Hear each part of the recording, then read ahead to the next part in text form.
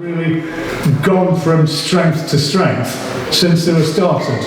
George, your thoughts on that first of all? Yeah, I mean we're now 5 events in. This is our 6th behind closed doors. We're very thankful for BT in helping us be able to get our fighters out, give them regular opportunities to box, to earn money, to gain that experience. In particular, some of the younger guys that have had that opportunity, some of them would have never even had the opportunity if this pandemic hadn't happened to have even been part of maybe a televised broadcast. So that's an opportunity in itself.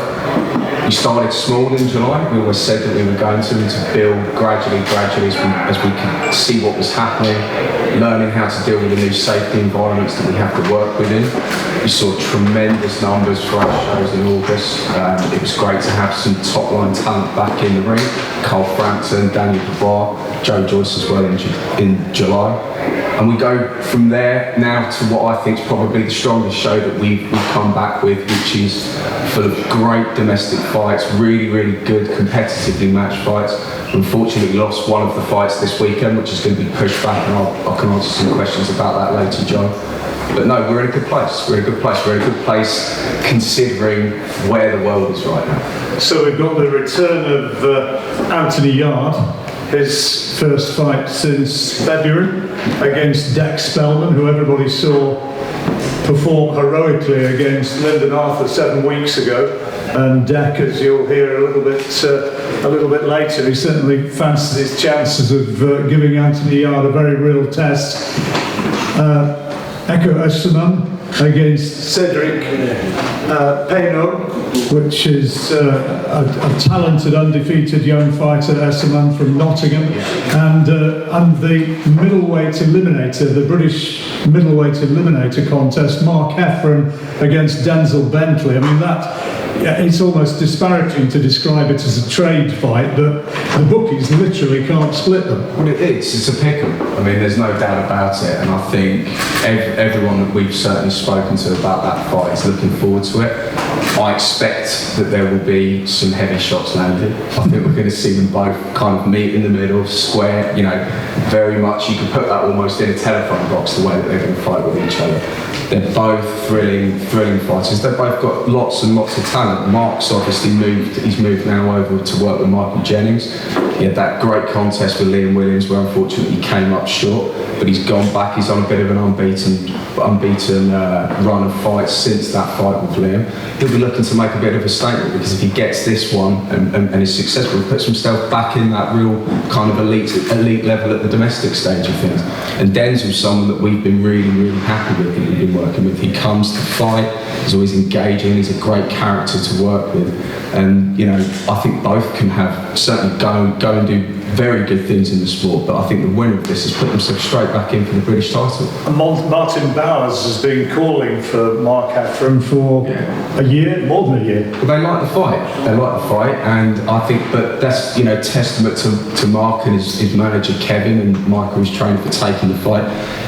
It was a very easy fight to make, and that's kind of always the key. If you get fights that are easy to make, you're almost going to be in for a treat. Both guys fancy it. Both are going to come to win. So we're going to see a great fight. Now, sadly, Nathan Gorman against Richard Lartey not happening, at least for now. What's the story there? Well, unfortunately, Richard had some issues, some complications with getting his medicals in on time. We had to take the decision not to bring him into the bubble.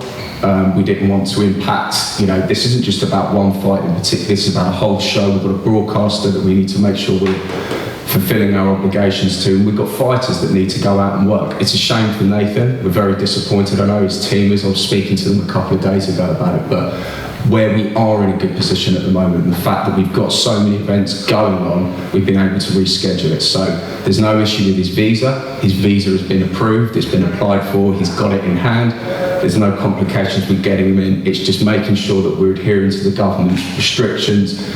We're doing everything we can to keep everyone safe, so we've had to push that back. That now happens on the Liam Williams, Andrew Robinson show on the 10th of October. So in addition to what was already a cracking event there with JJ Metcalf, Jack Flatley, some other great fights on there, we've now got that fight to look forward to. Now, I don't suppose there's an easy answer to this one, but I've got to ask the question because I'm sure that the guys here would want to know.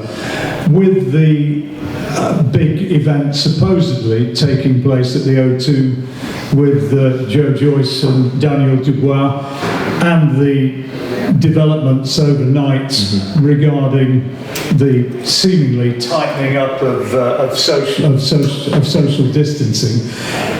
What's the latest state of play there, or is it you simply don't know at this stage? We got the news at the same time as everyone else, which is that there's going to be some new restrictions brought in by the government from Monday.